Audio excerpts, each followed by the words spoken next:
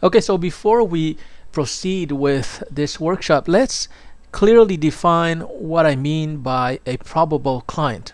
So when I talk about the number of leads being the outcome of your marketing efforts, I define a lead very tightly.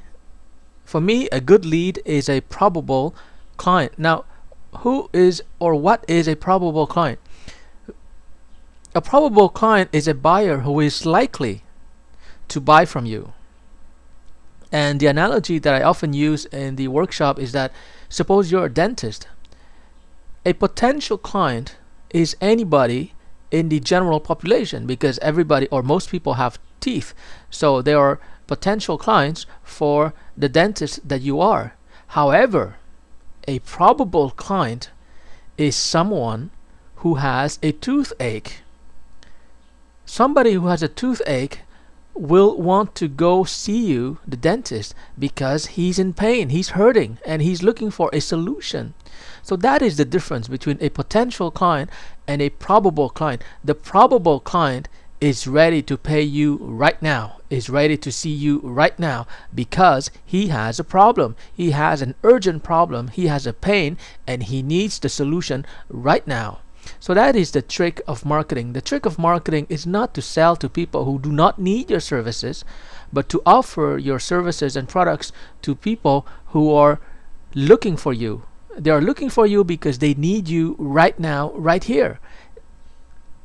This is very critical to marketing success, yet very few entrepreneurs really understand this. It's much better to target a smaller number of probable clients than to target a large number of potential clients, because the urgency for a potential client is really not there. Okay, so now that you have the foundational knowledge, now that you know a little bit how it works, how the BMW system can help you, let's take the practical case study of a graphic designer. Let's say you're a graphic designer and you're just started a graphic design studio. So let's see how it works with real numbers. So we're assuming that this is your first month. So how do you manage your BMW system during that first month? Well, you look back at your first month and you count the number of leads or probable clients that you were able to generate through various marketing activities. For example, it could be a free information seminar, it could be a brochure, it could be a special report that you offer to people, and to download that report from your website they have to register. There can be gazillions of marketing activities to generate leads or probable clients. So in this case, this graphic designer was able to generate 30 leads after 1 month of operation. Now, out of 30 leads, he was able to secure 3 contracts, and each contract is worth $500, for example. And then after he executed the 3 contracts, he was able to get 1 satisfied client. Now, it doesn't mean that the 2 other clients were not satisfied. They are satisfied, but we want clients who are really satisfied. And it's also possible that the 2 other clients were okay, not really satisfied, and it doesn't necessarily mean that it's the fault of the graphic designer, because sometimes there's no perfect fit between a client and a provider. So it does happen that you're not able to satisfy the client, but it's not always your fault. Maybe you were trying to go for a client that doesn't really need your services, or there are many factors as to why a particular client might not be satisfied with your service or product, and it might not be your fault. So don't worry too much about it. So in this case, we have 30 leads, we have 3 contracts, and we have 1 satisfied client. So this shows you very clearly that with the BMW system, after only 1 month, you can have a clear picture of your performance, your business performance. And then the next month, you're going to try to improve it, maybe increase by 10%. Maybe you have 35 leads, and then instead of closing only 3 contracts, maybe you can close 5 contracts. And instead of having just 1 satisfied client, you can aim to have 2 or 3 satisfied clients.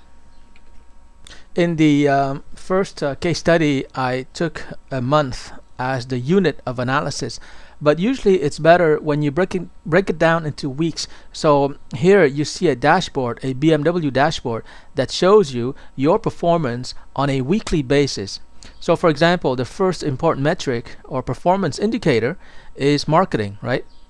So the first week we see here that this entrepreneur was able to generate 0 leads, because obviously, you know, he just started, so it's going to take some time. And we see in the second week that he's able to generate 1 lead. In the third week, he's able to generate 5 leads, or 5 potential clients. Sorry, 5 probable clients. And then the fourth week, he's able to generate 10 probable clients.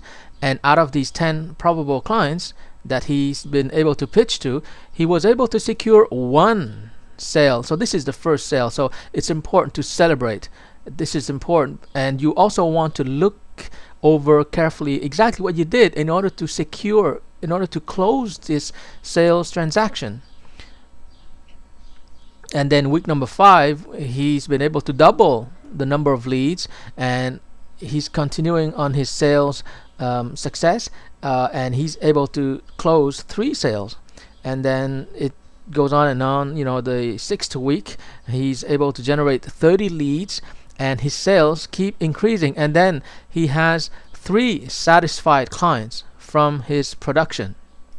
So you can see here that this is a reasonable scenario of an entrepreneur who is using his very simple BMW dashboard to manage his business performance, and he can do this for the next 50 weeks. So this is how you manage a business. You don't need to have an MBA degree. You don't need to have formal business education or business experience. You just need to have a simple dashboard that will guide you throughout the running of your business. So it's very simple. I mean, a teenage kid can see the logic of this dashboard. The dashboard is like the dashboard of your car. You know, it gives you a reflection, an indicator of how your car is doing.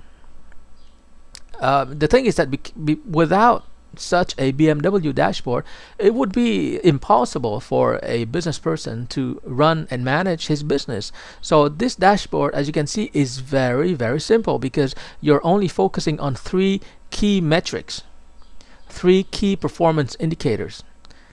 And depending on the numbers, you can see right away where the problem is. So it's important to notice that marketing is usually where you have to make a lot of efforts first. Because if your marketing is not doing well, then your sales cannot be doing well, because sales depend on marketing. And in the same manner, production depends on sale. I mean, if you haven't closed a sale, then there's nothing to deliver. There's no product to deliver. There's no service to execute.